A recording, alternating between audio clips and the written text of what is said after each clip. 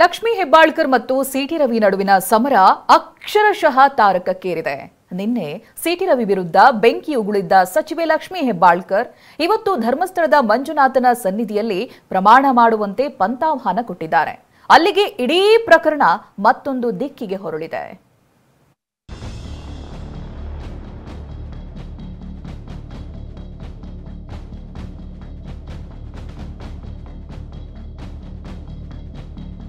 ಧರ್ಮಸ್ಥಳದಲ್ಲಿ ಪ್ರಮಾಣ ಮಾಡಿ ಸಿಟಿ ರವಿಗೆ ಲಕ್ಷ್ಮಿ ಸವಾಲ್. ನೀವು ದೇವರನ್ನ ನಂಬ್ತಿರಲ್ಲ ರೀ ಸಿಟಿ ರವಿ ಅವರೇ, ಬನ್ನಿ ಧರ್ಮಸ್ಥಳಕ್ಕೆ ಪ್ರಮಾಣ ಮಾಡಿ. ನಾನು ಅಂದೆಲ್ಲ ಈ ಮಾತನ್ನ ಸದನದಲ್ಲಿ. ನೀನೇ ಹೋಗಿ ಕೆಸರಿಗೆ ಬಿದ್ರು ನೀನೇ ಸ್ನಾನ ಮಾಡಬೇಕು, ಸಾಧ್ಯವಾದಷ್ಟು ಕೆಸರಿಂದ ದೂರ ಇರು ಅಂತ ಹೇಳಿದ್ರು. ವ್ಯಕ್ತಿತ್ವ ಹರಣ ಆದ್ರೆ ಇದ್ದು ಸತ್ತಂತೆ ಮತ್ತೆ ಸಿಡಿದೆದ್ದ ಹೆಬ್ಬಾಳ್ಕರ್.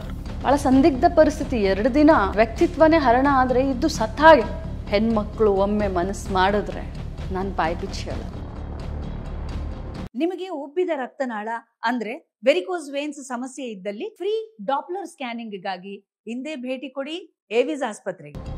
ಶಪಥ ಆಣೆ ಪ್ರಮಾಣಕ್ಕೆ ಸವಾಲ್. ಇದು ಸಚಿವೆ ಲಕ್ಷ್ಮಿ ಹೆಬ್ಬಾಳ್ಕರ್ ಸಿಟಿ ರವಿ ವಿರುದ್ಧ ಮತ್ತೆ ಗುಡುಗಿರುವ ಪರಿ. ಡಿಸೆಂಬರ್ 19ರಂದು ವಿಧಾನ ಪರಿಷತ್ನಲ್ಲಿ ಇಬ್ಬರ ನಡುವೆ ಹೊತ್ತಿದ ಕಿಚ್ಚು ದಿನೇ ದಿನೇ ಜ್ವಾಲೆಯಾಗಿ ಬದಲಾಗ್ತಿದೆ. ಅದೆಷ್ಟರ ಮಟ್ಟಿಗೆ ಅಂದ್ರೆ ಸಚಿವೆ ಲಕ್ಷ್ಮಿ ಹೆಬ್ಬಾಳ್ಕರ್ ಸಿಟಿ ರವಿಗೆ ಧರ್ಮಸ್ಥಳದ ಮಂಜುನಾಥನ ಸನ್ನಿಧಿಯಲ್ಲಿ ಆಣೆ ಪ್ರಮಾಣಕ್ಕೆ ಸವಾಲು ಹಾಕಿದ್ದಾರೆ. ಬನ್ನಿ ಧರ್ಮಸ್ಥಳಕ್ಕೆ ಪ್ರಮಾಣ ಮಾಡಿ. ನಾನು ಅಂದೆಲ್ಲ ಈ ಮಾತನ್ನ ಸದನದಲ್ಲಿ. ಹೌದು, ಪರಿಷತ್ನಲ್ಲಿ ಲಕ್ಷ್ಮಿ ಹೆಬ್ಬಾಳ್ಕರ್ ವಿರುದ್ಧ ನಾನು ಕೆಟ್ಟ ಪದ ಬಳಸಿಲ್ಲ ಅಂತ ಸಿಟಿ ರವಿ ಅಂದೇ ಹೇಳಿದ್ರು. ಇದಕ್ಕೆ TV9 ಸಂದರ್ಶನದಲ್ಲಿ ಪ್ರತಿಕ್ರಿಯೆ ನೀಡಿರುವ ಲಕ್ಷ್ಮಿ ಹೆಬ್ಬಾಳ್ಕರ್, ನೀವು ಬಳಸಿರೋ ಪದಕ್ಕೂ ಫ್ರಸ್ಟ್ರೇಷನ್ ಪದಕ್ಕೂ ವ್ಯತ್ಯಾಸ ಇಲ್ವಾ ಅಂತ ಪ್ರಶ್ನಿಸಿದ್ದಾರೆ. ಕಾಂಗ್ರೆಸ್ ಅಂಬೇಡ್ಕರ್ ಅವರಿಗೆ ಮಾಡಿದ ಅಪಮಾನದ ಬಗ್ಗೆ ನಾನು ಪ್ರಸ್ತಾಪ ಮಾಡಿದ್ದೀನಿ. ಅವರಿಗೆ ಯಾವ್ಯಾವ ರೀತಿ ಅನ್ಯಾಯ ಮಾಡ್ತು ಅನ್ನೋದನ್ನು ಹೇಳಿದ್ದೇನೆ. ಇವತ್ತು ನೀವು ನಾಟಕ ಆಡ್ತಾ ಇದ್ದೀರಿ ಅಂತ ಹೇಳಿದ್ದೇನೆ, ಫ್ರಸ್ಟ್ರೇಟೆಡ್ ಆಗಿದ್ದೀರಿ ಅಂತ ಹೇಳಿದ್ದೀನಿ. ಅವರವರ ಭಾವನೆಗೆ ತಕ್ಕಂತೆ ಭಾವಿಸಿದರೆ ಅದಕ್ಕೆ ನಾನು ಹೊಣೆಗಾರ ಅಲ್ಲ. ಯಾವುದು ರೆಕಾರ್ಡಲ್ಲಿದೆ ಆನ್ ರೆಕಾರ್ಡಲ್ಲಿದೆ ತೋರಿಸ್ಲಿ.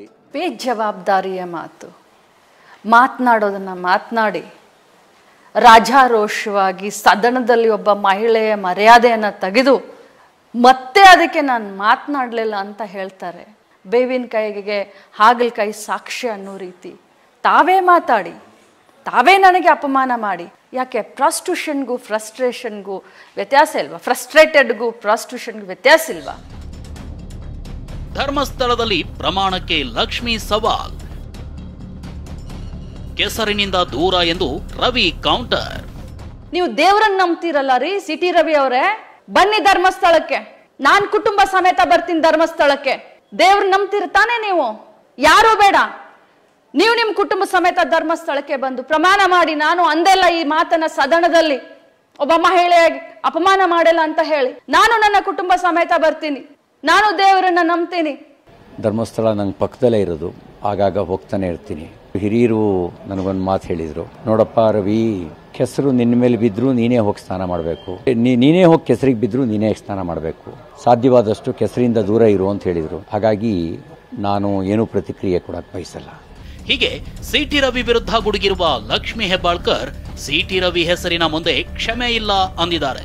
ಸಿಕ್ಕದಾಗೆಲ್ಲ ಅಕ್ಕ ಅಂತ ಕರಿತಾ ಇದ್ದೆ. ಒಂದು ಮಾತಂತಂದು ನಾನು ಗಟ್ಟಿಯಾಗಿ ಹೇಳಬಲ್ಲೆ, ನಾನೆಂತೂ ಕೆಟ್ಟವನಲ್ಲ ಅನ್ನುವಂಥ ಮಾತನ್ನು ಅವ್ರು ಹೇಳಿದ್ದಾರೆ. ಅದಕ್ಕೇನು ಹೇಳ್ತಿರ್ತಾ?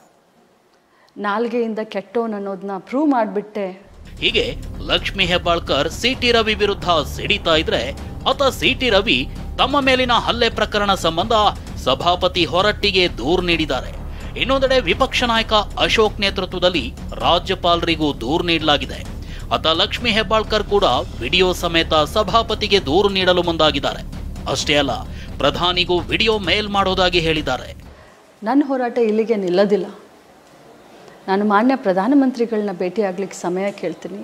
ಇಮೇಲ್ ಮುಖಾಂತರ ಆದ ಘಟನೆಯನ್ನು ವಿಡಿಯೋ ಸಮೇತ ನಾನು ಅವ್ರಿಗೆ ಕಳಿಸ್ಕೊಡ್ತೀನಿ. ಆತ ಸರ್ಕಾರ ಈ ಪ್ರಕರಣವನ್ನ CIDಗೆ ವಹಿಸಿದೆ. ಅಲ್ಲಿಗೆ ಈ ಯುದ್ಧ ಇಲ್ಲಿಗೆ ನಿಲ್ಲೋದಿಲ್ಲ ಅನ್ನೋದು ಸ್ಪಷ್ಟ. Bureau report, TV9.